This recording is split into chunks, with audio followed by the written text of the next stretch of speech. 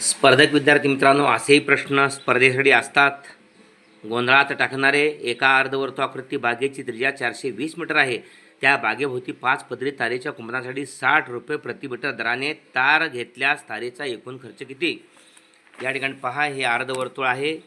इथून सुरुवात केली, परत असं फिरून इथंपर्यंत आलो की एक फेरा, म्हणजे याचा अर्धा परिघ आहे पाय आर, आणि याचा व्यास आहे या ठिकाणी 420 गुणिले 2 840.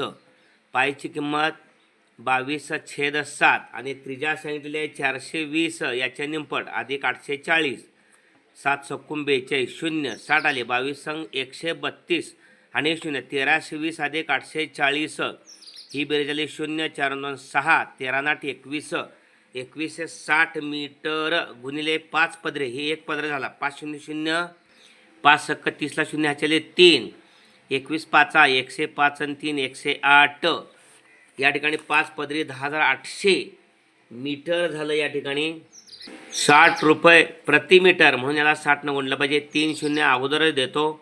6 8 48 लाट 4 6 0 0 4 4 6 1 6 6,48,000.